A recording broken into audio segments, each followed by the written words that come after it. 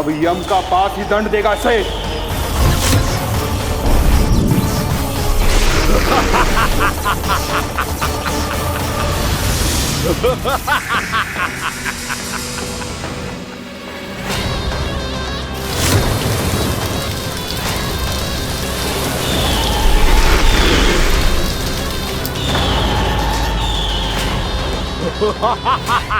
तूने जल की धार को भले ही काट दिया हो दुष्ट, पर हिम में धार नहीं होती। अब मेरी हिम शक्ति तुझे जमा कर नष्ट कर देगी।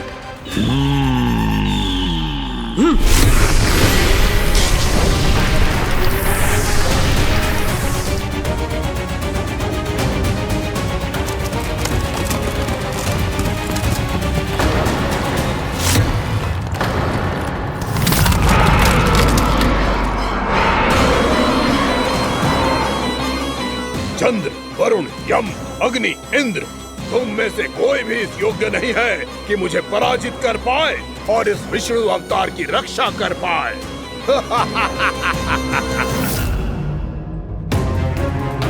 इस असुर को देवता कुछ ना बिगाड़ पा रहे हैं।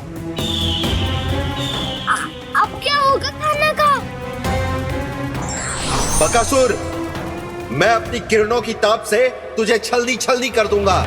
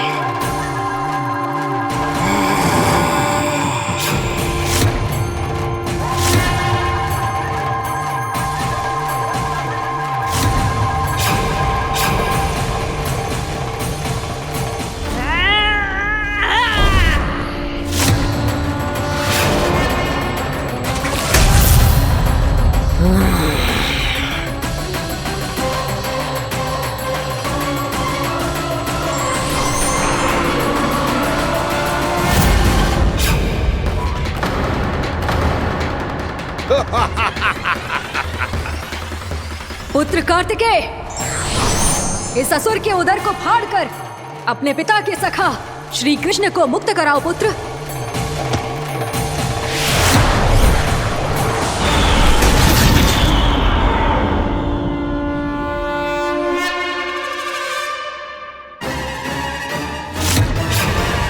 मैंने कहा था, तुम में से कोई भी मेरा बाल भी बांका नहीं कर पाएगा। तुम देवताओं का तो सामर्थ्य ही क्या, स्वयं देवों के देव महादेव भी मेरा कुछ नहीं बिगाड़ पाएंगे। कृष्ण को अपने उदर में ही पचा जाऊंगा मैं।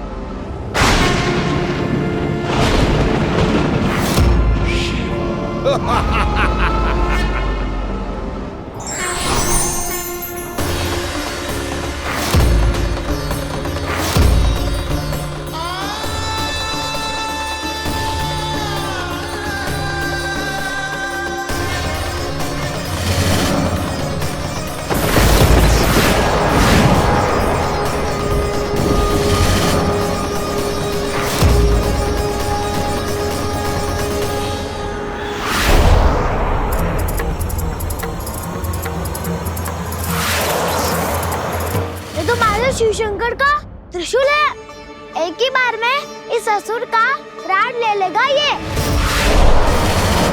हाँ, महादेव का त्रिशूल।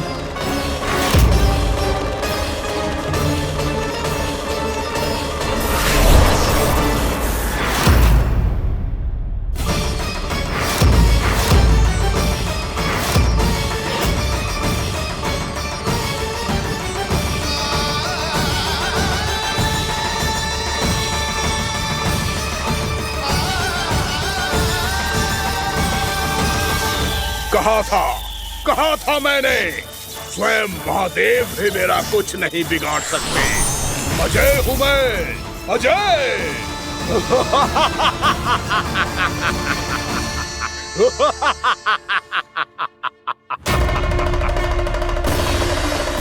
प्रभु, आपके त्रिशूल की महिमा तो अपरंपार है, तो फिर ये ठहर क्यों गया? आपने अपने त्रिशूल को वापस क्यों ले लिया महादेव? इस दुष्ट का संहार क्यों नहीं किया? क्योंकि इसकी मृत्यु मेरे हाथों नहीं, मेरे सखा नारायण के अवतार श्री कृष्ण के हाथों ही होगी, और यही विधि का विधान है। पर पिताजी, श्री कृष्ण तो इस असुर के उदर में फंसे हुए हैं, हम उन्हें मुक्त कैसे कराएंगे? ये उन्हें स्वयं ही मुक्त करेगा पुत्र। श्री कृष्ण अपने अपमान से क्रोधित नहीं होते, पर अपने भक्तों का अपमान वो क्षण भर भी सहन नहीं कर पाते। वकासुर यही भूल कर रहा है, हम सबका निरंतर अपमान करके वो उन्हें क्रोध दिला रहा है। वो ये नहीं जानता कि शीघ्र ही उन्हें अपने उदर में रख पाना उसके लिए असंभव हो जाएगा।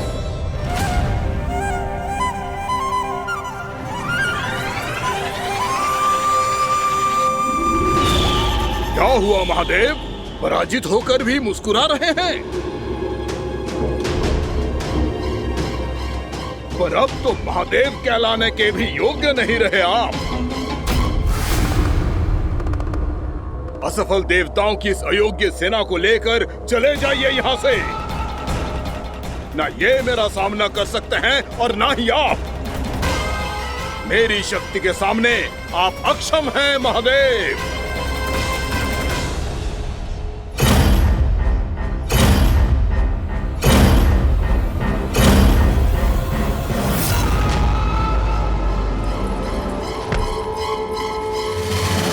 सुधा, जिस दुष्ट ने मेरे लल्ला को निगलो है ना, भीतर से जलेगो, छटपटाएगो, पीड़ा से कराएगो।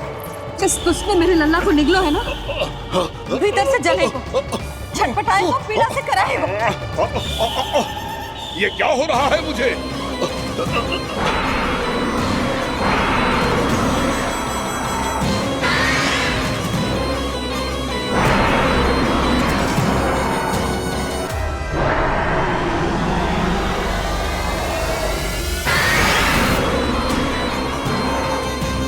मुझे ऐसा क्यों लग रहा है जैसे भीतर से जल रहा हूं मैं? ये क्या हो रहा है मुझे?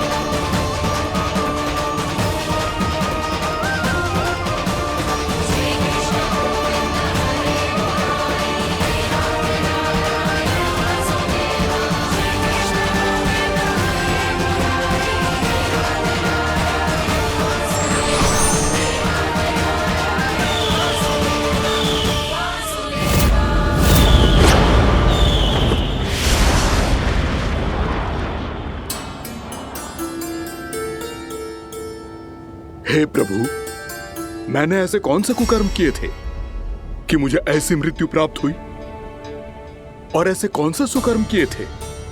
क्या आपके हाथों से मुझे मोक्ष प्राप्त हुआ है प्रभु? में स्मरण करो, हे जरीफ की पुत्र वक्कासुर। स्मरण करो, कैसे अपने पिता की तरह अभिमान से भरे हुए थे तुम। स्मरण करो, कैसे हमें पराजित करने के लिए पूरी सृष्टि को संकट में डाल दिया था तुमने, और हमें विवश होकर पराजय स्वीकार करनी पड़ी थी। स्मरण करो, कैसे तुमने देवराज इंद्र का छत्र चुरा लिया था। पर यह सब भी पर्याप्त नहीं था वक्कासुर। तुम्हारे पापों का घड़ा तब भरा था जब तुमने देवी गंगा के जल में साधना करते हुए जजाली मुनि की तपस्या में व्यवधान डाला था।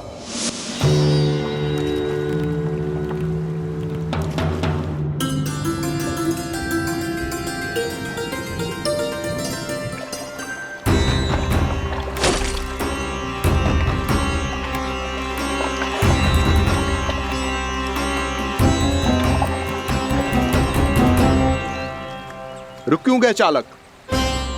नौका को आगे की ओर ले चलो। आगे बढ़ना उचित नहीं होगा महाराज। यहाँ से कुछ ही दूरी पर जालजली मुनि तपस्या कर रहे हैं। तो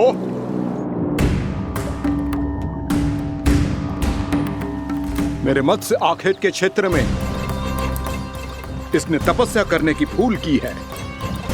मेरे ही राज्य में मेरा कोई क्षेत्र मेरे लिए वर्जित हो, यह मुझे स्वीकार नहीं है। आपने पर्याप्त मत्स्य आखेट कर लिया है महाराज।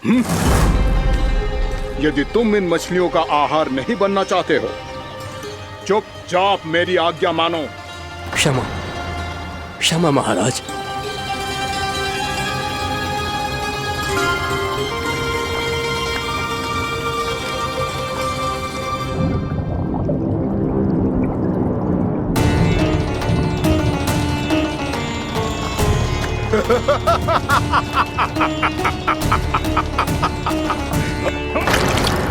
मुनिवर, रक्षा कीजिए, रक्षा कीजिए मुनिवर।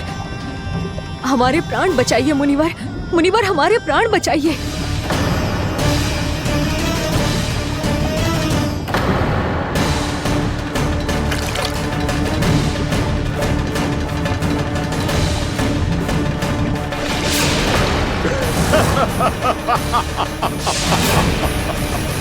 ठहर जाओ असुरराज।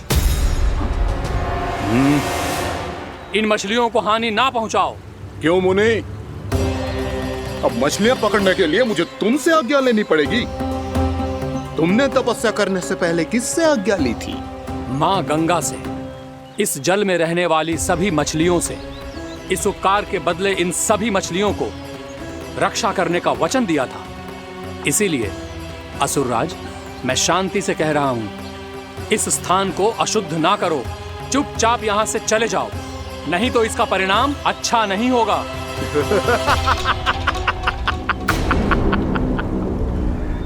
तुम जिन देवताओं की तपस्या कर रहे हो ना मुनि, उन्होंने भी मेरा कुछ नहीं बिगाड़ पाया था, और तुम मुझे धमकी देने का दुस्साहस कर रहे हो।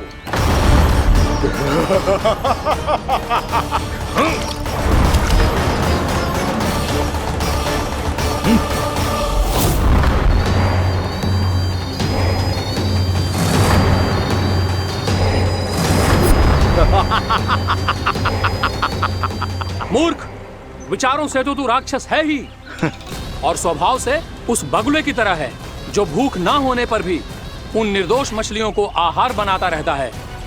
इसलिए अभी इसी क्षण से तू वकुला का जीवन जिएगा। ये मेरा श्राप है, ये मेरा श्राप है।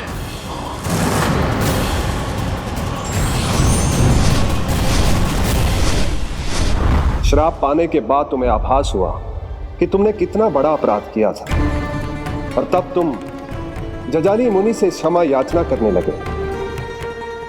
तुम्हारे अपराध बोध को जानकर मुनि श्रेष्ठ शांत हुए और उन्होंने तुम्हें वरदान दिया।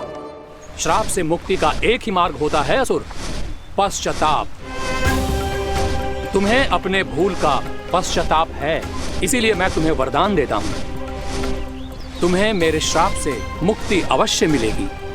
स्वयं प्रभु श्री नारायण के अवतार इस बगुले के देह के बंधन से तुम्हें मुक्त करेंगे।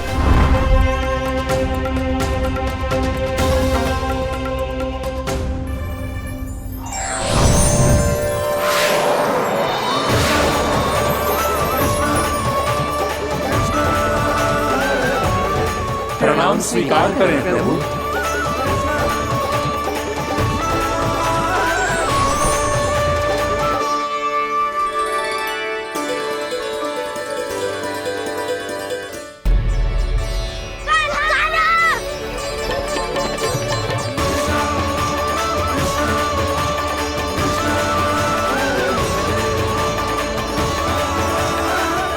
मुझे ना बताओ कि तुम सबने क्या देखो है, चाहे जो देखो है, बस मैया से कछु मत ही बताना।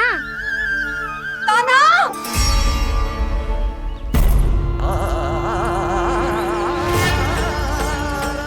कान्हा!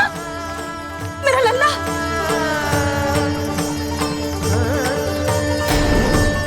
भानु बता रहा था तुझे कोई असुर पंछी निकल गया था। हाँ?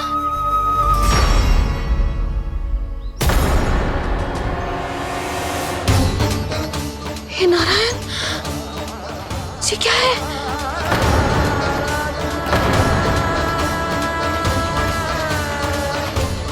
ये सब कैसे हुआ लल्ला? हाँ? कोई बताएगा मुझे ये क्या है?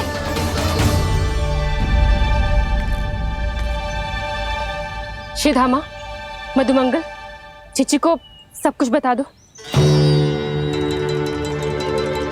ये असुर पक्षी मुझे निगलने वाला था रानी भाभी, तभी अंतिम क्षण में कान्हा ने आके मुझे बचा लियो। और ये असुर पक्षी ने कही कि यह है वृंदावन का राजकुमार, नंदराज का लल्ला। इसके होते कोई भी वृंदावन वासियों को हानि ना पहुंचा सकते। रानी भाभी, कान्हा ने अपने प्राणों की चिंता ना करी और इस क्रूर राक्षस से भिड़ गयो और इस राक्षस पक्षी ने इसे निगल लियो। इतना पर्याप्त है भोला काका, सब कुछ बताने की आवश्यकता नहीं है। ये सब देख के सारी बालक मंडली इतनी व्याकुल हो गई कि सबने अपने प्राण अर्पित कर दिए और इस असुर पक्षी से कहे कि हमें खा लो और हमारे सखा को छोड़ दो। इन बालकों का पराक्रम देख के सभी देवतागण यहाँ आ गए और उनके हृदय भी पिघल गए और उन्होंने इस राक्षस पक्षी से युद्ध करके इसे मार गिराया। देवताओं के राजा इंद्र के वज्र का प्रहार तो मैंने अपनी आंखों से देखा है ताई जी। और फिर उसके बाद अग्निदेव ने अग्निवस्त्र का प्रहार किया। जय ना काकी, वरुण देव, कार्तिकेय, यमदेव सबने मिलके युद्ध किया इस राक्षस से। कहा था अभी मत बोलना, अरे सब मिलके फंसा दोगे मुझे। जय माँ भद्रकाली, हमारे शिव शंकर भी आए थे छोटी माँ। जाओ आप भी। बाबा साईता, मुझे लगता है कि ये कान्हा भी इन्हीं देवताओं में से एक है। संभव तो है चीची। स्मरण है, पूतना और तृणावर्त के आक्रमण के समय भी ऐसा ही हुआ था। सभी राक्षस मारे गए थे, पर अपने कान्हा को एक खरोच तक न आई थी। हाँ जीजी, मुझे लगता था कि श्री नारायण की विशेष कृपा है हमारे कान्हा पे, पर अब तो देख के लग रहा है कि हमारा कान्हा ही स्वयं श्री नारायण है। या फिर उनका अवतार है ये। अरे बस करो तुम सब, ऐसा कछु ना है। अरे जितनी बात सुनी है उससे तो यही लग रहा है कि कान्हा देवताओं और असुरों की युद्ध के बीच में फंस गया था। उसका इस सब से कोई लेना देना ना है। तो फिर इसके तन पे एक भी खरोच क्यों ना आया नंदराज? हाँ,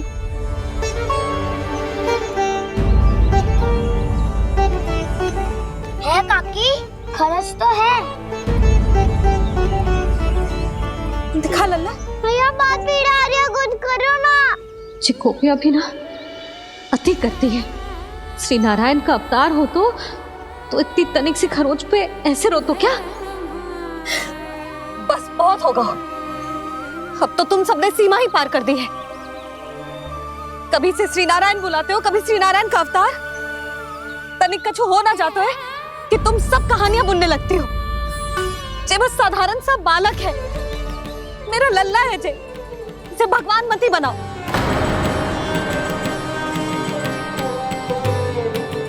और तू क्या आवश्यकता थी तुझे यहाँ आने की? हाँ, वो भी मुझे बिना बताए।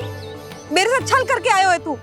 अब तू घर चल, ऐसा दंड दूंगी ना कि मैया बहुत पीड़ा हो रही है। मैया बहुत पीड़ा हो रही है मैया। हाँ नन्ना, तू घर चल, मैं तुझे औषधि लगा दूंगी। हल्दी का लेप लगाऊंगी ना, झट से ठीक हो जाएगा।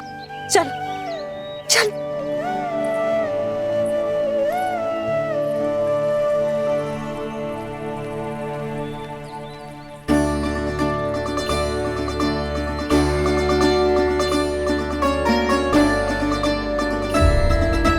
मैया बहुत पीड़ा हो रही है मैया। हाँ नन्ना, तू घर चल, मैं तुझे औषधि लगा दूंगी। हल्दी का लेप लगाऊंगी ना, झट से ठीक हो जाएगा। चल चल।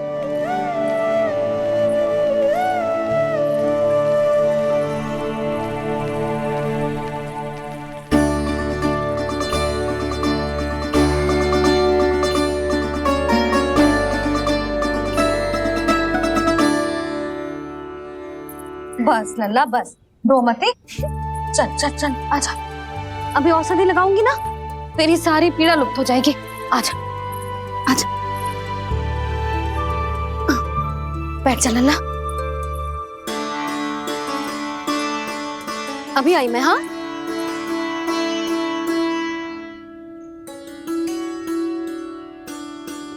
मैया।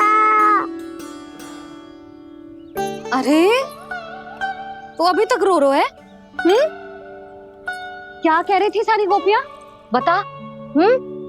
के मेरा लल्ला श्री नारायण का अवतार है, दिव्य है, भगवान है। और जो भगवान इतनी छोटी सी चोट पे रोते हैं क्या? इतनी तो लगी भी ना है तुझे, जितना तो तू आ ऊ कर रो है।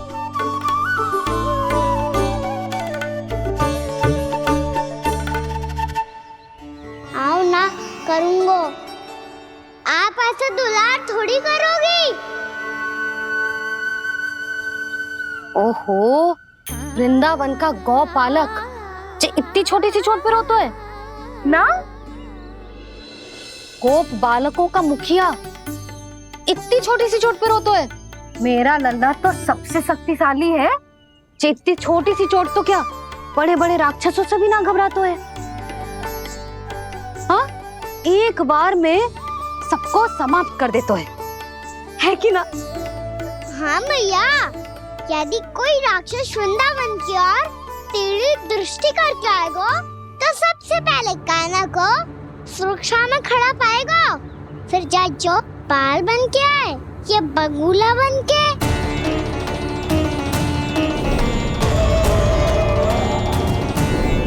ना लल्ला, सोचो भी मती। वृंदावन की सुरक्षा करना तेरा दायित्व ना है। तुझे और कोई संकट का सामना करने की आवश्यकता ना है। अभी तो मेरी पीड़िता का हरण कर रही थी, अचानक से क्या हो गया मैया को? कोई आवश्यकता ना है तुझे ऐसे संकटों का सामना करने की। आने दे आज तेरे बाबा को, सीधा सीधा बोल दूंगी। बहुत हो गए उनके तर्क वितर्क। मेरा फूल सा लल्ला वन में अकेले गौचारण के लिए ना जाए को। आज बगुले ने निकल लियो, कल कछु और हो जाए तो? नारायण ना करे, कहीं कछु ऊंच नीच तुझे कछु हो जाए तो? मैं तो जीते जी मर जाऊंगी।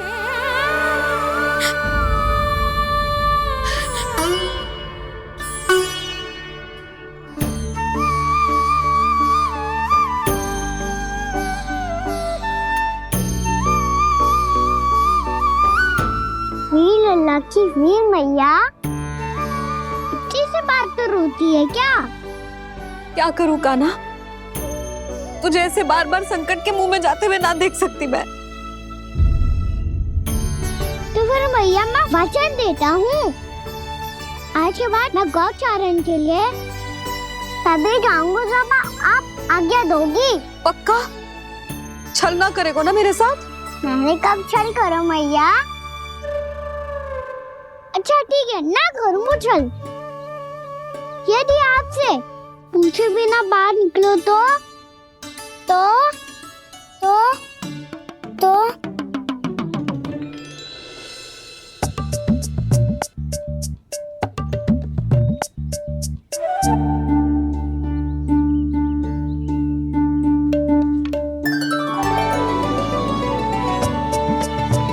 ये रही आपकी छड़ी और ये रही मेरी पीठ। ठीक, बिना तापर तोड़। ठीक है, जब तूने अपना दंड निर्धारित कर ही लियो है तो सोच ले, अब अगर तूने मेरी बात ना मानी तो तोड़ तोड़ छड़ी पड़ेगी, समझ आई?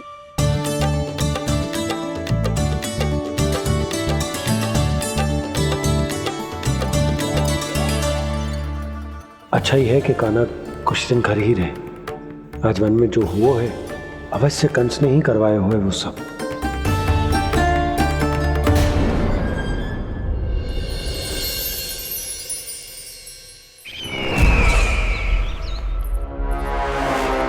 आपका ये धनुष तो सबसे अधिक शक्तिशाली था महाराज, ये कैसे टूट गया? कहीं ये बकासुर की पराजय का संकेत तो?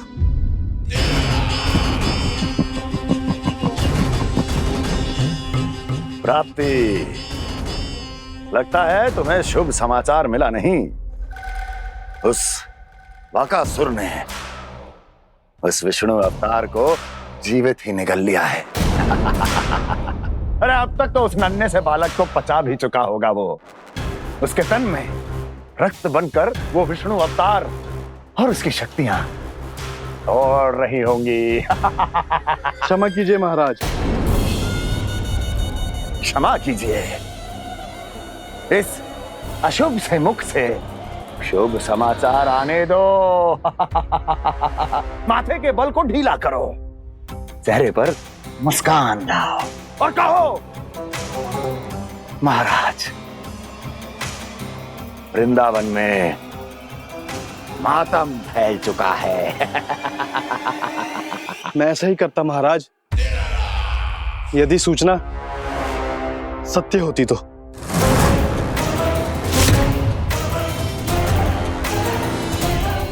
कहना क्या चाहते हो?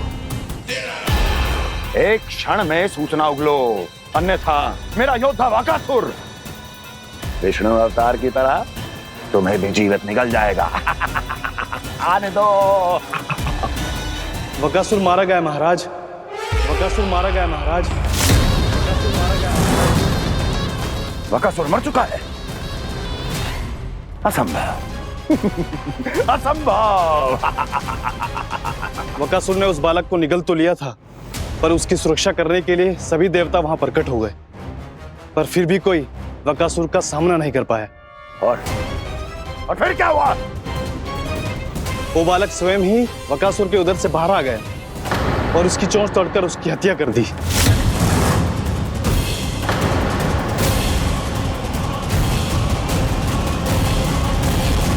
वन में बकासुर की चोंच टूट गई और यहाँ आपका ये धनुष।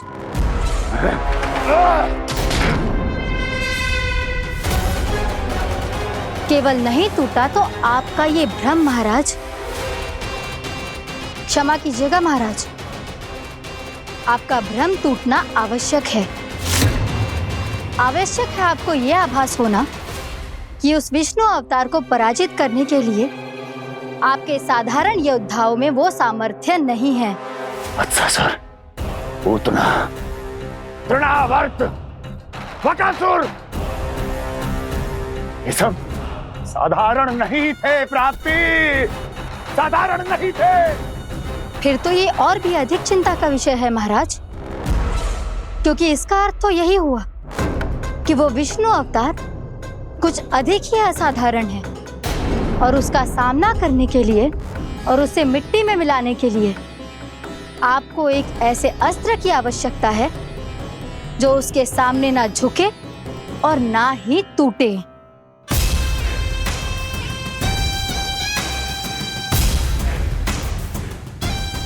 तो फिर मैं ऐसा ही अस्त्र ढूंढूंगा, चाहे आकाश पाताल एक क्यों ना करना पड़े मुझे। 10 दिशाएं 14 भुवन क्यों ना नापने पड़े मुझे, मैं उस असतर को अवश्य ढूंढ निकालूंगा जो उस विष्णु अवतार के प्राणों की डोरी इस धनुष की तरह तोड़ सके।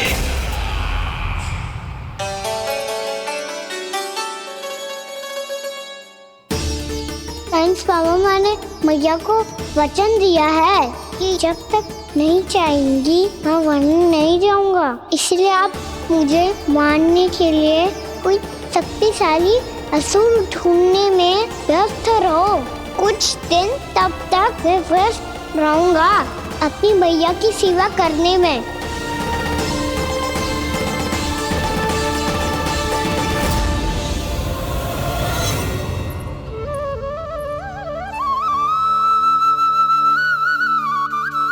लो मैया, तुलसी जी को चढ़ाने के लिए जल।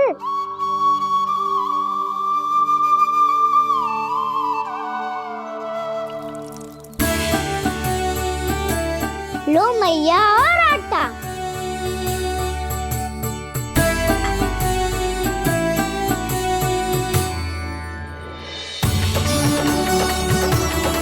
लो मैया, बेलन।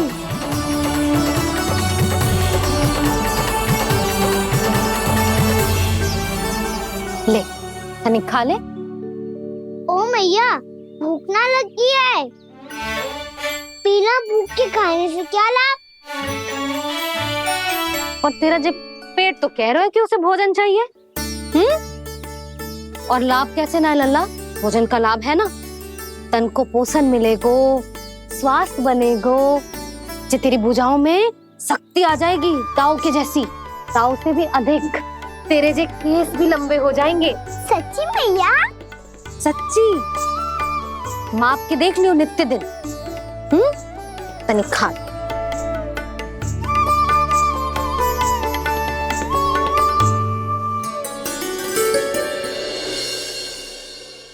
मान के मैया का कहना, छक के भोजन खाते हैं, नित्य मापते भुजा केश, पर ज्यों का त्यों ही पाते हैं।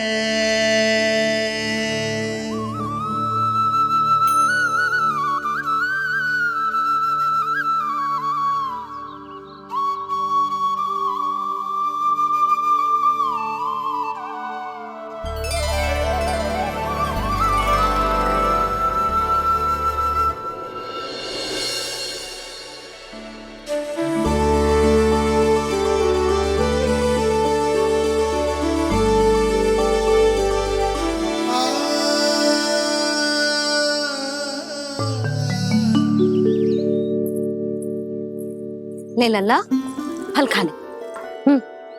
ना, मुझे ना खाने फल वल। क्यों? लंबे केस और शक्तिशाली भुजाएं ना चाहिए? व्यर्थ है ये सब।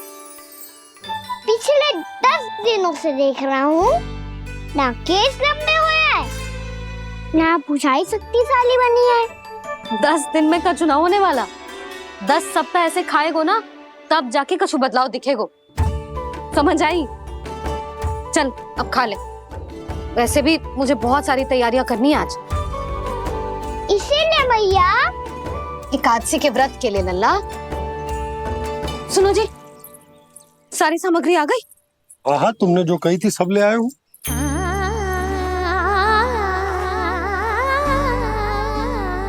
इसमें नारियल तो है ही ना, उसके बिना मैं एकादशी की पूजा कैसे करूंगी? यशोदा, मैंने भोला से कह दिया, वो लेकर आते ही होगा। घबराओ मत। कैसे ना घबराओ जी, आपको पता है ना एकादशी का व्रत मेरे लिए कितना महत्वपूर्ण है। पता है। अरे इसमें तो दिए भी ना है। दिए ना है? अब मैं अभी लेकर आता हूँ। आप रहने दो, मैं ही लेके आती हूँ। भक्त भोला राम के यहाँ से है। भक्त भोला राम? मेरा अर्थ है कुमार भोला यहाँ के यहाँ से। हाँ हाँ, वो ही।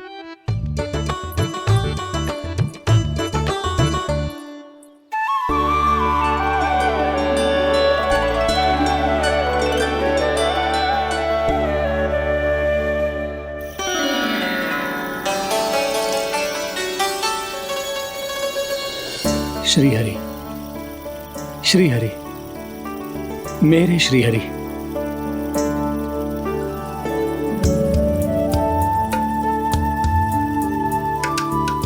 मेरे श्री हरि।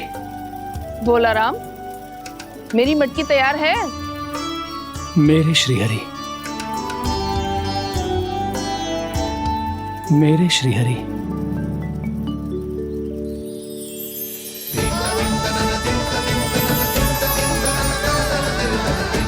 भोला राम,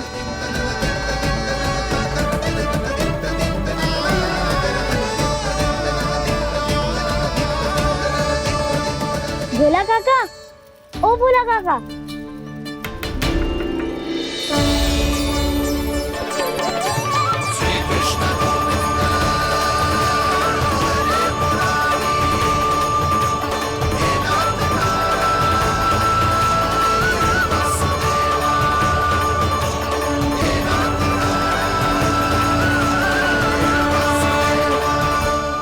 अरे श्री हरि प्रसन्न हो गए। मेरे श्री हरि आ गए, मेरे भगवान आ गए। मेरे श्री हरि आ गए, मेरे भगवान आ गए। मेरे श्री हरि आ गए, मेरे भगवान आ गए। मेरे श्री हरि आ गए, मेरे भगवान आ गए। मेरे भगवान आ गए, मेरे घर मेरे भगवान आ गए।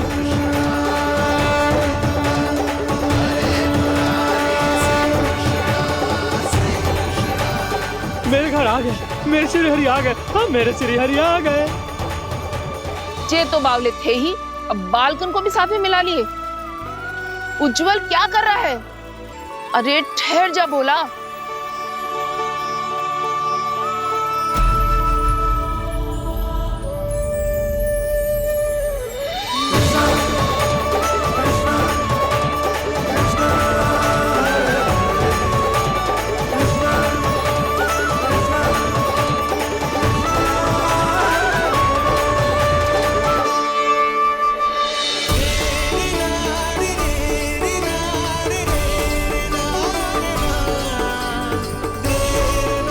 प्रेम से बुलाओ, आएंगे हरि भी।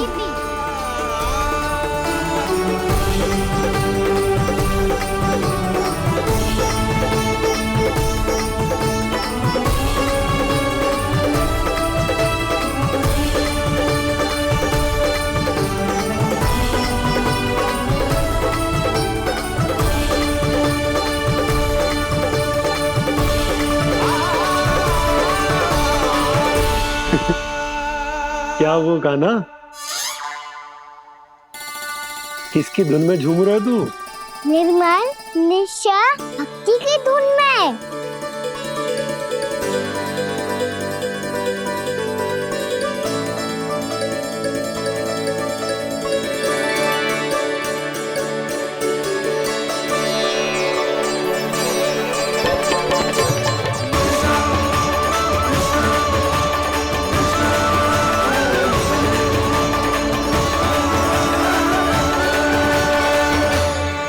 अरे क्या हो गया इन्हें?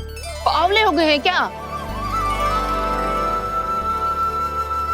ठहरो, कोई आवश्यकता ना है ऐसे बावलों की तरह नाचने की।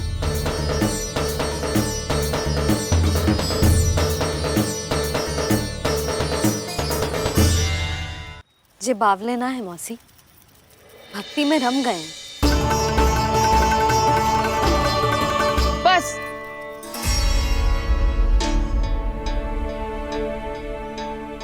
हम सब कब से खड़े हैं यहाँ, पर तुम्हें कुछ ध्यान ही रहा है।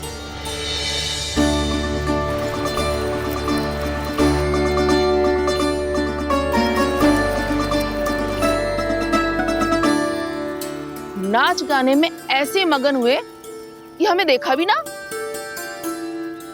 मुझे नाचते हुए देख मेरे श्री हरि को इतना आनंद आ रहा था कि मैं अपने आप को रोक नहीं सका। और वैसे भी मेरे जन्म का एकमात्र उद्देश्य है श्री हरि की सेवा करना, श्री हरि को प्रसन्न करना। तुम बावले हो भोला राम, या हमें बावला बना रहे हो? श्री हरि और तुम्हें देख रहे हैं? हाँ, अभी वो यहीं थे, देख रहे थे। भोला काका, आपने भी ना अति कर दी। अब हमें भी बताओ तनी, कहाँ थे श्री हरि?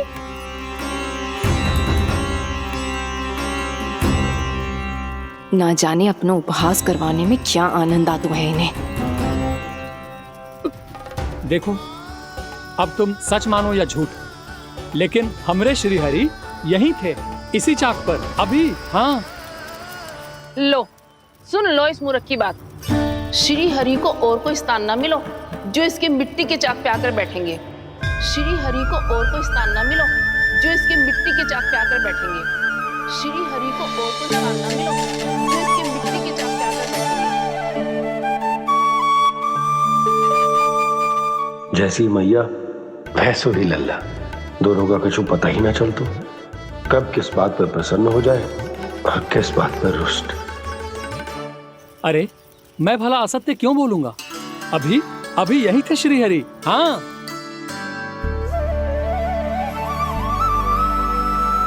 हाँ, जैसे श्री हरि को तो कोई कार्य है ही ना, वो तो आतुर होके बैठे रहते हैं कब तुम हरि हरि बुलाओ और वो दौड़े चले आए।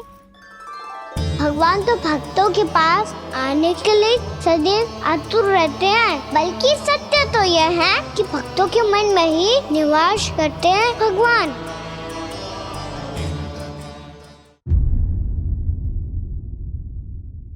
अरे मैं भला असत्य क्यों बोलूंगा?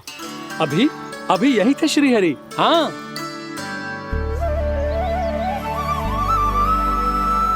हाँ, जैसे श्री हरि को तो कोई कार्य है ही ना, वो तो आतुर होके बैठे रहते हैं कब तुम हरि हरि बुलाओ और वो दौड़े चले आए। भगवान तो भक्तों के पास आने के लिए सदैव आतुर रहते हैं, बल्कि सत्य तो यह है कि भक्तों के मन में ही निवास करते हैं भगवान। भगवान तो भक्त के पास आने के लिए सदैव ही आतुर रहते हैं शंकरी मौसी। बल्कि सच्ची बात तो ये है कि भगवान हमारे मन में ही निवास करते हैं। कम से कम तू तो इसे बढ़ावा मत दे जशोदा। जब देखो जब हरि नाम की रट लगाए रहते है। हरि बोलते बोलते ऐसो बावलो होता है कि सारा कार्य भूल जाता है। 2 दिन से अपनी मटकी के लिए चक्कर काट रही हूँ। अभी तो एक चक्कर और लगाना होगा आपको। आपकी मटकी तैयार हो गई है, अभी लाता हूँ।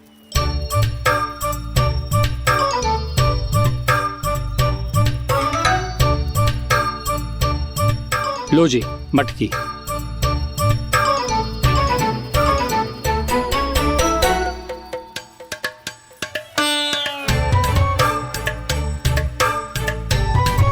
इस कच्चे मटके का क्या करूं मैं? हाँ? पर इसे तो मैंने भट्टी में पकाया था। अब तू ही देख ले कितना ध्यान रहता है इस कार्य पे। और कह तो है कि श्री हरि आते हैं इससे मिलने। हाँ, आते हैं और आगे भी आएंगे हमारे श्रीहरि हमसे मिलने। और आके मोक्ष देंगे, है ना? मांगूंगा तो मोक्ष भी दे देंगे, मांगूंगा तो मोक्ष भी दे देंगे, मांगूंगा तो मोक्ष भी दे देंगे। अभी तो ये बता कि तू मुझे मेरी मटकी कब देगो? और मेरी मांग कब पूरी करोगे भोला राम जी? मेरो घड़ा मेरे दिए तो तैयार है ना? कल एकादशी की पूजा और व्रत के लिए। एकादशी का व्रत? हाँ, एकादशी का व्रत। इसे करने से श्री हरि बहुत प्रसन्न होते हैं। अच्छा, फिर तो अभी लाया।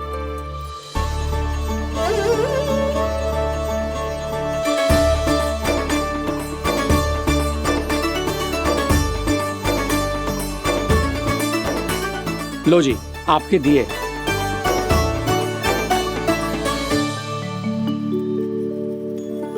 और जो हमने मांगा है वो? बाकी सब शेष द्वादशी के दिन मिलेगा, क्योंकि कल मैं भी एकादशी का व्रत रखूंगा, क्योंकि कल मैं भी एकादशी का व्रत रखूंगा, क्योंकि कल मैं भी एकादशी का व्रत रखूंगा।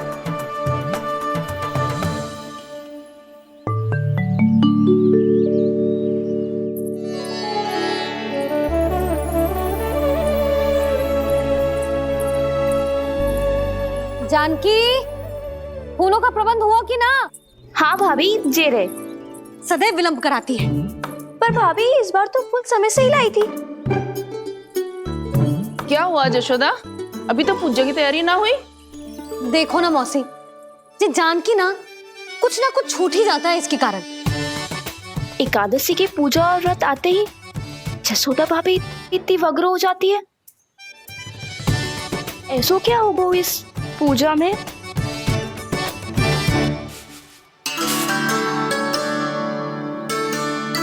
ये थाली में रोली चंदन रखने से, दिया जलाने से के होगो?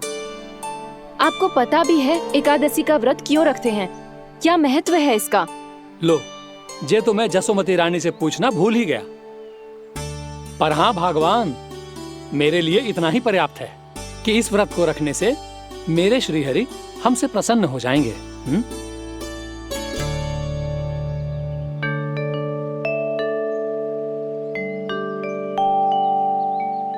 नारायण ही जाने ऐसे कैसे पूजा करते हैं जे श्री हरि की एक मूर्ति तक ना है इनके पास।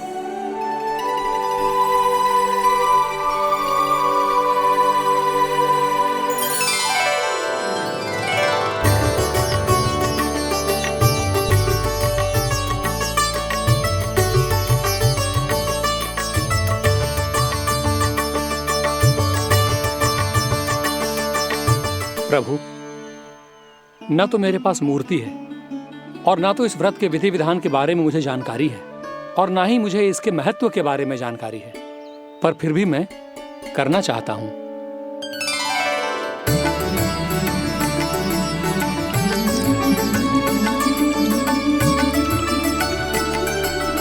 इसीलिए मैं दृढ़ संकल्प लेता हूं, पूरी निष्ठा के साथ, श्रद्धा के साथ और पूरी आस्था के साथ मैं इस व्रत को संपन्न करूंगा।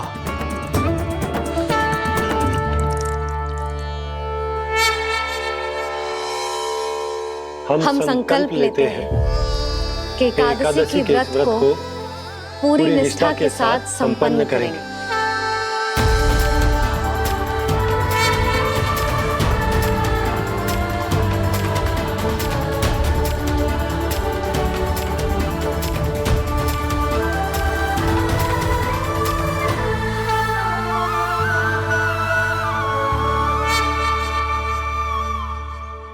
तुलसी जी के पत्ते तो है ही ना। श्री नारायण को तुलसी जी के पत्ते के बिना भोग ना चढ़तो है।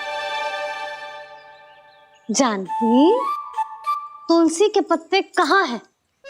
भाभी, मैं तो कब से यही पूछना चाह रही थी कि तुलसी के पत्ते लाऊं क्या, पर आप तो व्यस्त थी ना। तुझे कितनी बार समझाओ है ना, यदि तेरे कछु करने से किसी और की कोई हानि ना हो रही हो या किसी के अच्छे कार्य में सहायता हो रही हो तो मुझसे आज्ञा लेने की आवश्यकता ना है। समझ गई भाभी, आगे से जाना उनको। ले अभी लेकर आती हूँ।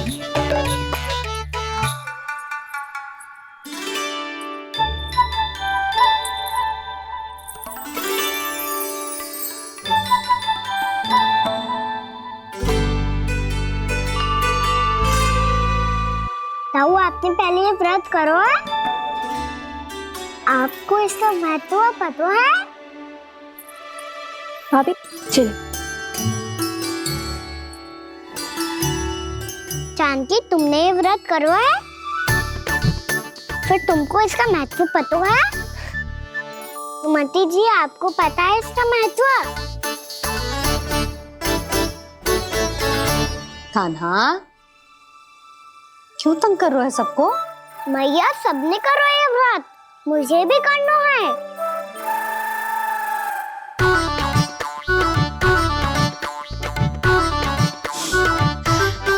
ये व्रत केवल बड़ों के लिए होती है लल्ला। जब आप ये व्रत कर सकती हो, बाबा कर सकते हैं, ये सारी गोपियां कर सकते हैं, वो भी कर सकते हैं, तो मैं क्यों ना कर सकता? क्योंकि तू कल तक भूखा ना रह पाएगा लल्ला।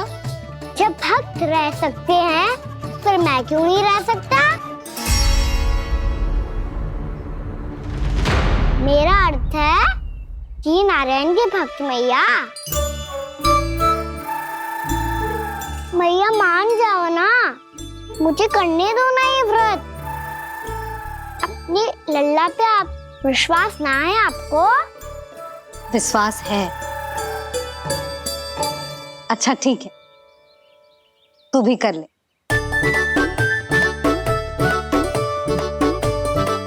पर मैया व्रत की कथा तो सुनाओ, मैं तो अबध हूँ ना।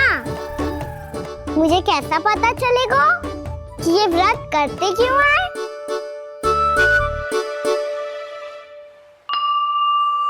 प्रभु, मुझ अबोध को कैसे पता चलेगा कि इस व्रत का क्या विधि विधान होता है और क्यों रखा जाता है और इसका महत्व क्या होता है? मुझे तो आप ही बता सकते हैं प्रभु। जब व्रत कर रहे हैं तब उसका महत्व भी पता होना चाहिए ना। बताओ ना मैया, क्यों रखते एकादशी का व्रत? इसके लिए तो तुझे एकादशी की कथा सुननी होगी। सुनेगो ना?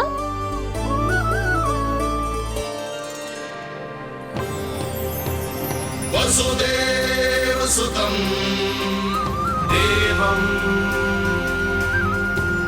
कंसचाणूरमर्दनम् श्रीहरि, यशोद परमानन्दम् कृष्णं वन्दे जगद्गुरुम्।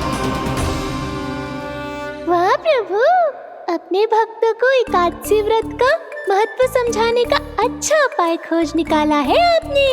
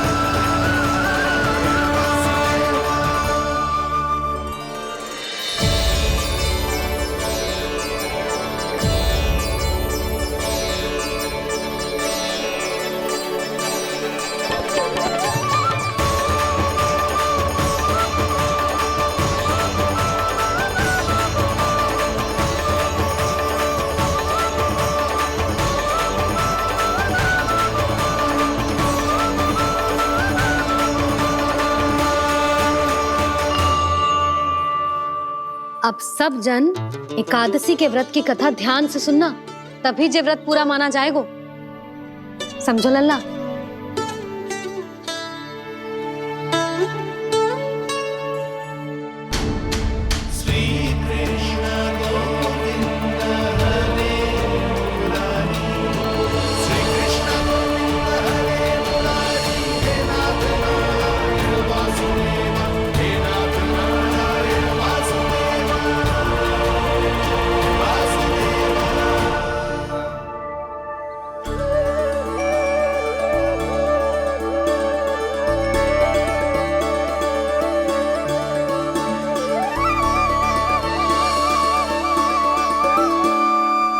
सतयुग में चंद्रावती नाम के नगर में मूरा नाम का एक असुर राज्य करता था।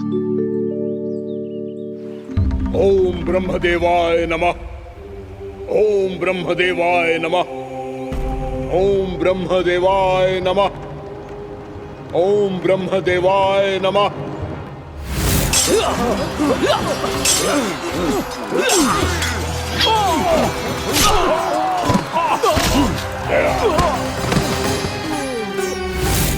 ओम ब्रह्मदेवाय नमः।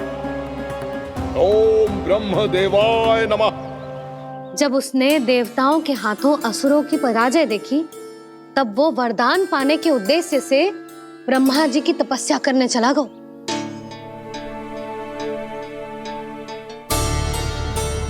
शीघ्र ही मूरा की तपस्या सफल हो गई और ब्रह्मदेव जी उससे प्रसन्न हो गए।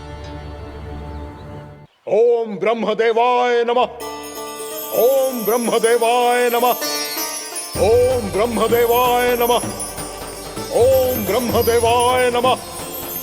ओम ब्रह्मदेवाय नमः। ओम ब्रह्मदेवाय नमः। ओम ब्रह्मदेवाय नमः। ओम ब्रह्मदेवाय नमः। ओम ब्रह्मदेवाय नमः। मूरा, प्रणाम ब्रह्मदेव। तुम्हारी तपस्या सफल हुई। बोलो, तुम्हें क्या वर चाहिए? सृष्टि के रचयिता ब्रह्मदेव, कृपया मुझे ऐसा वरदान दीजिए जिसकी सहायता से मैं त्रिलोकी विजयी बन जाऊं और कोई देवता मुझे पराजित ना कर सके। यहां तक कि देवताओं के रक्षक, सृष्टि के संचालक भगवान श्री विष्णु के लिए भी मैं अपराजय रहूं। तथास्तु, तथास्तु, तथास्तु। प्रणाम ब्रह्मदेव।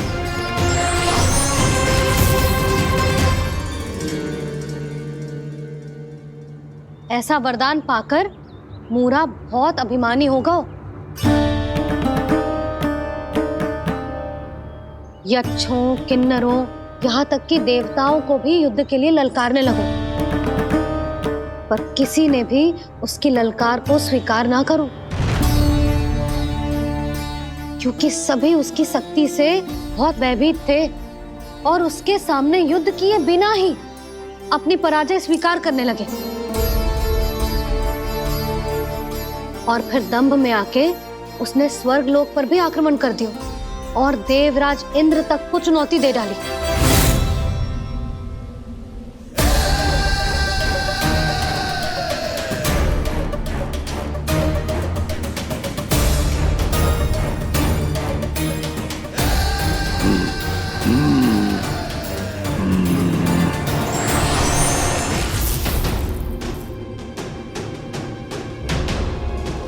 मैं प्रतीक्षा कर रहा हूं देवराज, क्या उत्तर है तुम्हारा? मुझसे युद्ध करोगे या फिर बिना लड़े ही पराजय स्वीकार कर मेरे अधीन हो जाओगे और सौंप दोगे मुझे अपना ये स्वर्ग लोक? सारी शक्ति तुम्हारे मुख में है या कुछ बाहुबल भी है तुम्हारे पास? मैं तुम्हारी चुनौती स्वीकार करता हूं मूरा, मैं तुम्हारी चुनौती स्वीकार करता हूं मूरा।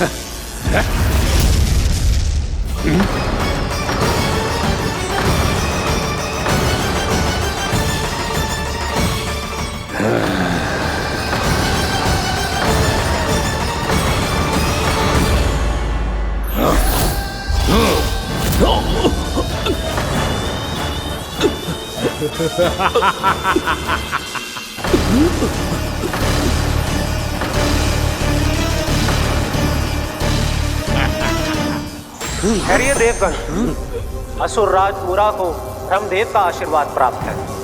आप में से कोई भी इन्हें पराजित नहीं कर पाएगा।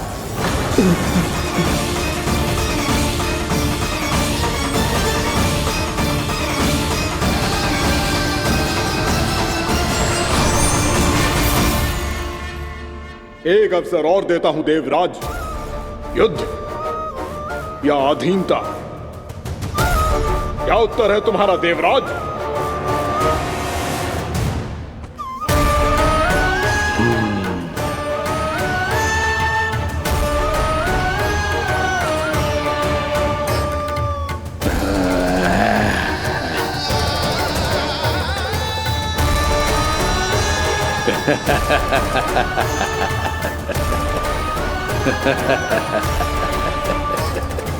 इंद्र और सभी देवताओं ने मूरा के आतंक में आके उससे भयभीत होके अपना सिंहासन छोड़ दियो। अब मूरा स्वर्ग का अधिपति बन गयो और शीघ्र ही उसने अन्य सभी असुरों को स्वर्ग में निवास करने के लिए आमंत्रित कर दियो। और इस प्रकार से वो धीरे धीरे तीनों लोकों का सम्राट बन गयो। उसे किसी ने रोका नहीं मैया? ना लल्ला, इतना साहस किसी में था ही ना। और फिर जे निश्चित करने के लिए कि भविष्य में किसी और असुर की मृत्यु ना हो, वो यमराज पे भी विजय प्राप्त करने के लिए यमलोक की ओर प्रस्थान कर दियो। वो तो अपने आप को और सभी असुरों को अमर बनाना चाहता था। पर देवता और यमराज भी उसकी जो योजना समझ गए थे, इसीलिए उसके आने से पहले ही सारे देवताओं ने श्री नारायण से सहायता के लिए गुहार लगाई। अब केवल आप ही कुछ कर सकते हैं प्रभु। अभी तो मूरा केवल त्रिलोक का स्वामी है, और यदि उसने यमलोक भी जीत लिया तो वो जीवन को ही नियंत्रित नहीं करेगा प्रभु, वो मृत्यु का भी स्वामी हो जाएगा। ऐसे में पहले सृष्टि का संतुलन तो नष्ट होगा प्रभु, और फिर स्वयं सृष्टि ही नष्ट हो जाएगी। ऐसा नहीं होगा यमदेव, नियति ऐसा होने ही नहीं देगी। विधि रचेगी खेल और मैं बनूंगा माध्यम। असुर राज मुरा का सामना मैं करूंगा। बस आप मुझे चुनौती देने के लिए उसे तैयार कर लीजिए, चाहे उसके लिए आपको साम दाम दंड भेद कोई भी उपाय क्यों ना अपनाना पड़े।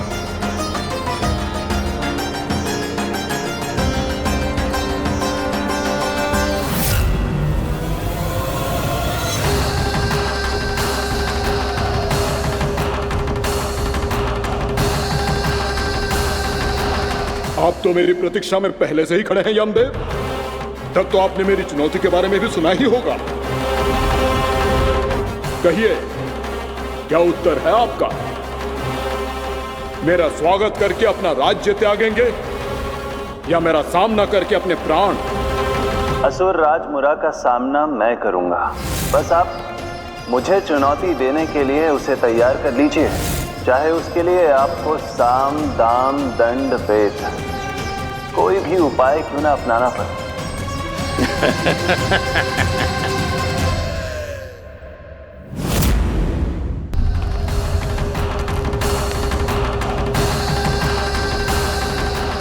आप तो मेरी प्रतीक्षा में पहले से ही खड़े हैं यमदेव।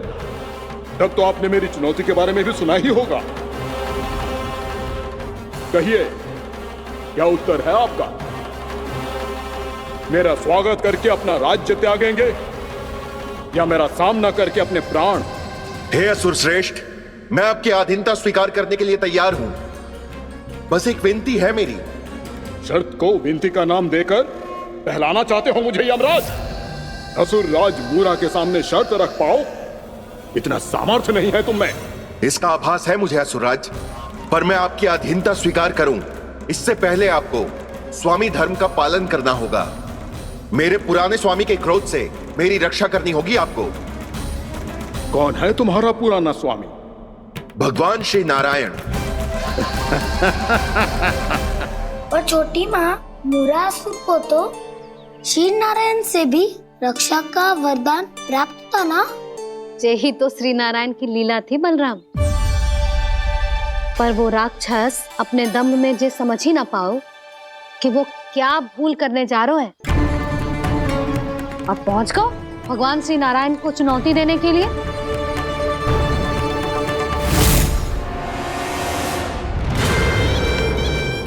वही ठहर जाओ असुर राज मुरा।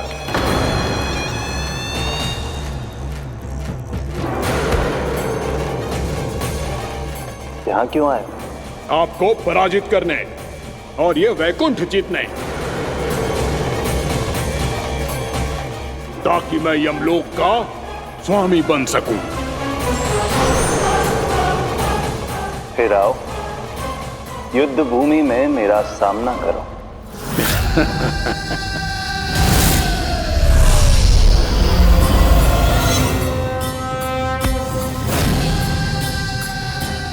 ये नहीं जानते कि इनसे ना हारने का वरदान तो मैं पहले ही प्राप्त कर चुका हूं, इसलिए युद्ध ठीक से आरंभ हो पाए उससे पहले ही इन्हें जीत लूंगा मैं।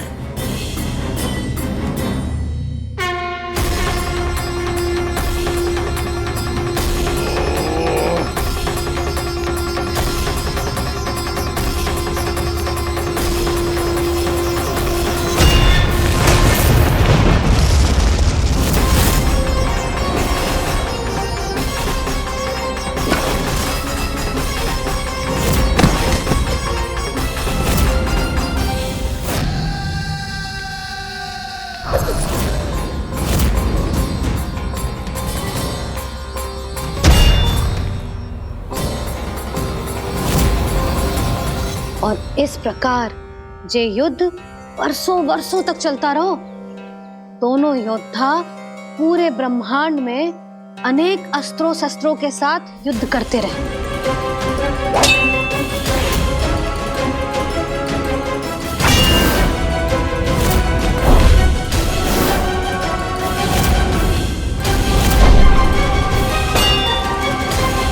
फिर क्या हुआ मैया?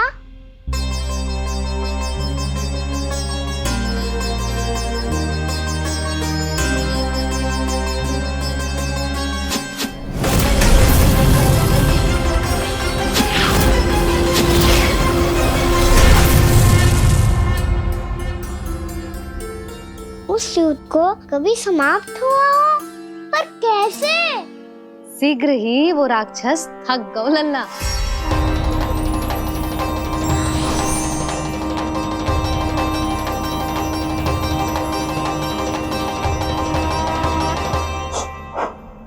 खड़े खड़े देख क्या रहे हैं नारायण? आक्रमण कीजिए, वध कर दीजिए मेरा।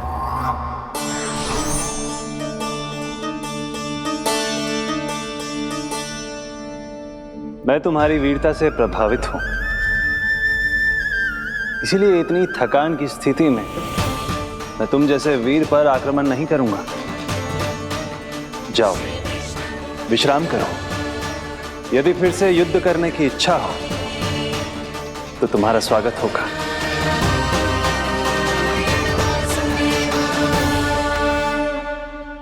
जे कह के श्री नारायण बद्रिका आश्रम चले गए और वहां हिमवत नाम की एक कंदरा में ध्यान लगा के बैठ गए। उधर वो राक्षस विश्राम करने लगो। अनेकों दिन बीत गए और अब वो राक्षस मूरा फिर से स्वस्थ होके बलवान हो गया था। उसने अपनी सारी शक्ति फिर से प्राप्त कर ली थी। श्री नारायण ने उस पर दया करी थी, पर वो फिर से श्री नारायण को छलने को तैयार होगा।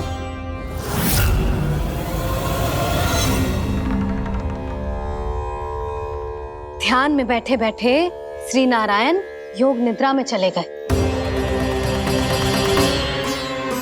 पर दुष्ट मूरा इसी अवसर का लाभ उठा के उनकी कंदरा में घुस आयो ताकि वो सोते हुए श्री नारायण पे आक्रमण कर सके।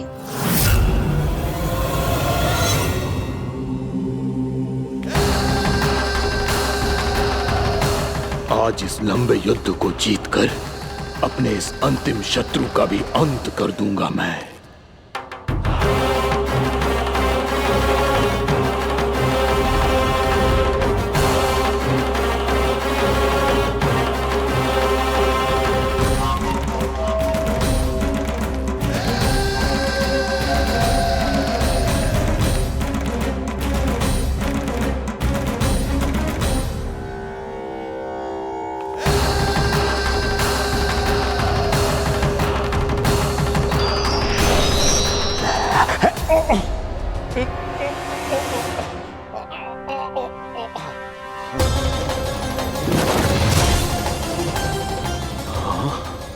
दुष्ट राक्षस, प्रभु ने तुझ पर दया की, तुझे संभलने का अवसर दिया। तू इन्हीं पर ही छल से वार करने चला है।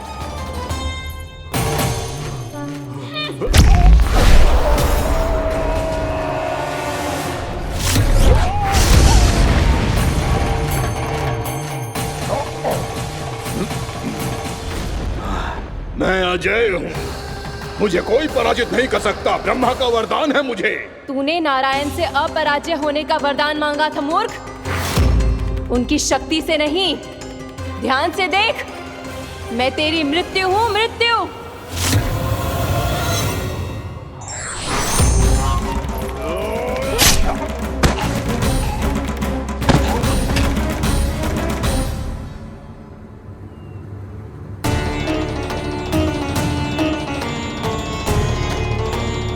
वो देवी कौन थी छोटी माँ? और कौन बलराम, वो ही तो थी देवी एकादशी।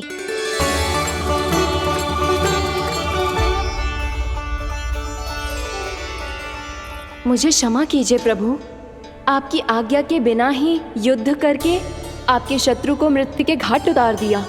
क्षमा नहीं, आपकी तो प्रशंसा होनी चाहिए देवी। असुर राज को मारकर आपने सभी देवताओं को मुक्त करवाया है। इस पापी के अहंकार से तीनों लोकों की रक्षा की है आपने। आप एकादशी की तिथि पर मेरी एकादश इंद्रियों से उत्पन्न हुई हैं। इसीलिए मेरे सभी भक्त आपको उत्पन्न एकादशी के नाम से जानेंगे। सभी तिथियों में आपका स्थान सर्वश्रेष्ठ होगा। जिस तरह आपने राक्षस के आक्रमण से मेरी रक्षा की है, उसी प्रकार एकादशी के दिन व्रत करके जो भी भक्त आपकी कथा सुनेगा, मैं स्वयं उसकी रक्षा करूंगा। जो आपकी पूजा करेगा उसे मेरी विशेष कृपा प्राप्त होगी और उसके साथ साथ उसे मिलेगा धन, सिद्धि और मोक्ष।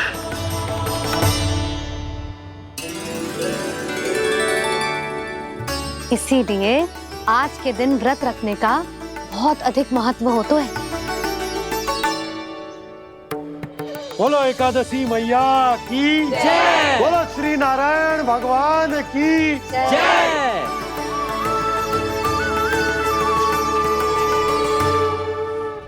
प्रभु की कृपा से एकादशी का महत्व भी पता चल गो और मेरा व्रत भी सफल हो गो।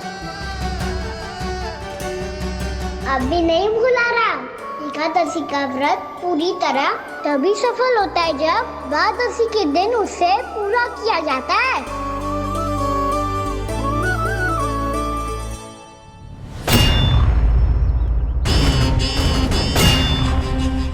आवश्यक है आपको यह आभास होना कि उस विष्णु अवतार को पराजित करने के लिए आपके साधारण योद्धाओं में वो सामर्थ्य नहीं है। वो विष्णु अवतार कुछ अधिक ही असाधारण है।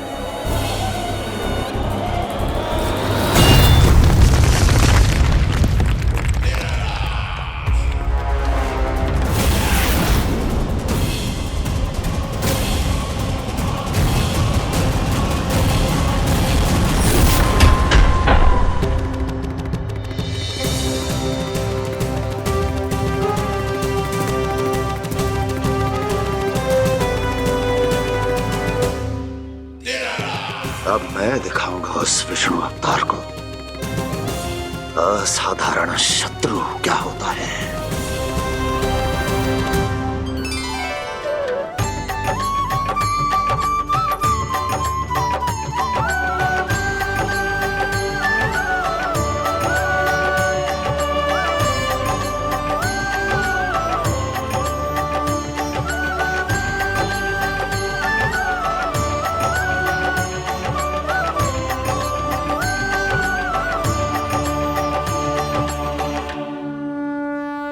मामा अधीर हो रहे हैं, पर मैया ने मुझे अभी तक बाहर जाने की आज्ञा नहीं दी है। अभी उन्हें किसी और राक्षस को यहाँ भेजने से रोकने के लिए मुझे ही कुछ करना होगा।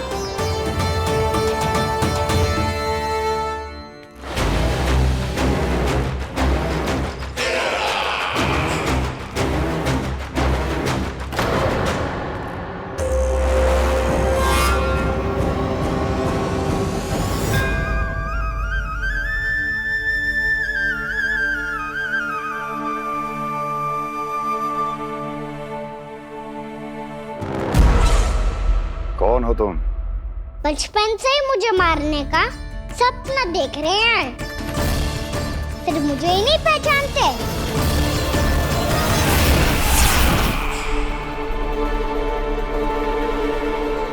बचपन से विष्णु अवतार। कोई कान्हा बुलाता है तो कोई मुरलीधर पुकारता है, कोई माखन चोर कहता है, कोई कहता है चिच्चोर। पर विष्णु अवतार इस नाम से तो बस आप ही मुझे बुलाते हो मामा जी। इतना साहस कि तू यहां आ गया है।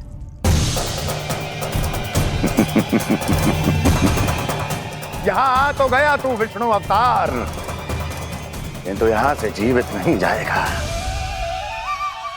तेरे शीश को तेरे धड़ से अलग कर दूंगा मैं।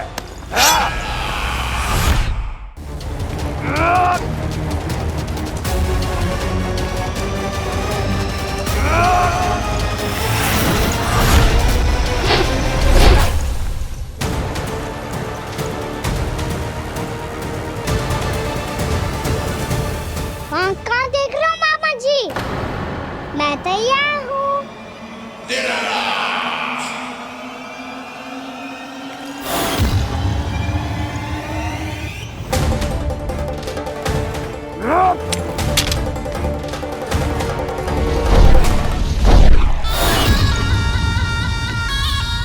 मामा जी, आप सदैव इसी तरह क्रोध में रहते हो क्या?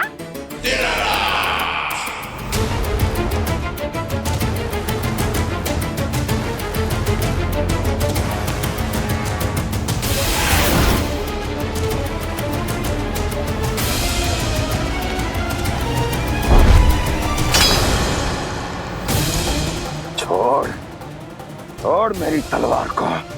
छोड़ो तो तब जब पकड़ा हूँ।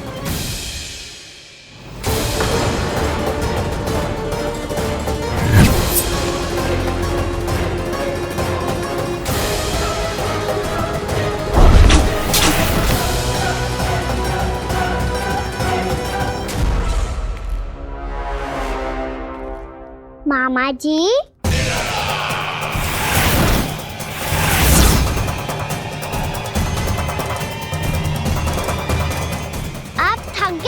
थोड़ा विश्राम कर लो। आपका तो पता नहीं, मैं अवश्य थक गया हूँ।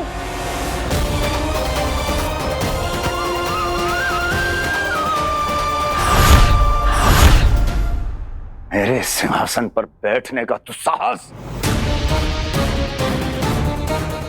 अभी तो बस अभ्यास कर रहा था मामा जी। भविष्य में मुझे तो बैठना है यहाँ। आपने बल प्रयोग करके से अपने पिताजी से छीना था। मैं आपसे छीन लूंगा। जो छल और बल से लिया जाए वो अधिक समय तक टिकता नहीं है मामा जी।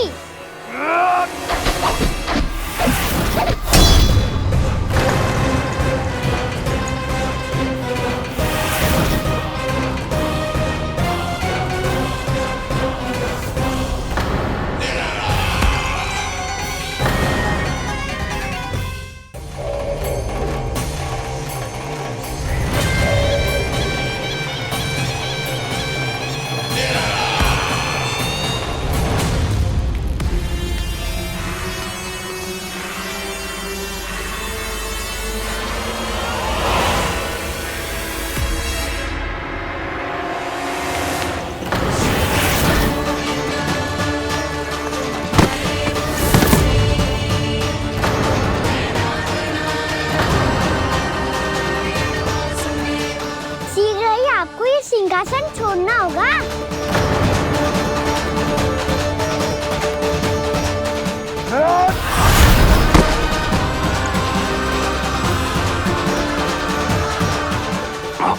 वो मेरा सिंहासन छीनना चाहता।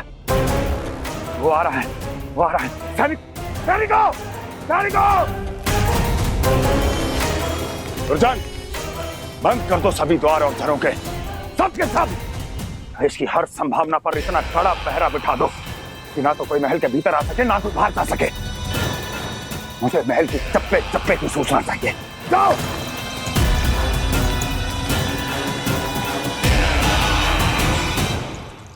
सिंहासन।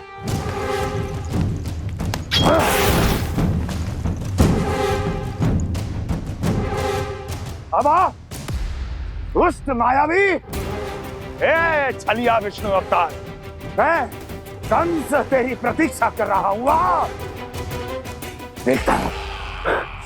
देखता हूँ मेरे सिंहासन पर कैसे बैठता है तू।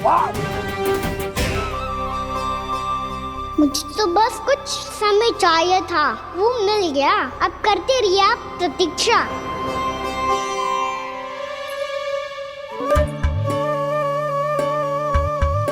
जी अपने आप से बातें क्यों कर रहे हैं जी?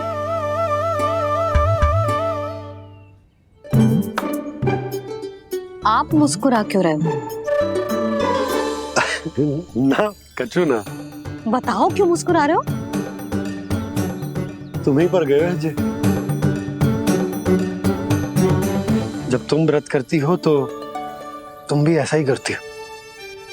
इसी प्रकार भूख अधिक लगने पर अपना ध्यान भटकाने के लिए स्वयं से ही बड़बड़ाती रहती।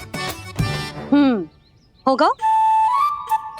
आपको तो बस मेरा उपहास उड़ाने के लिए बहाना चाहिए।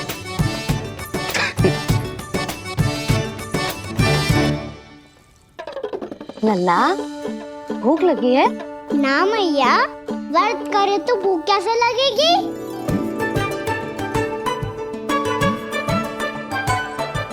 यदि लगी हो तो छोटे बालकों को थोड़ी बहुत भूल चूक क्षमा होती है।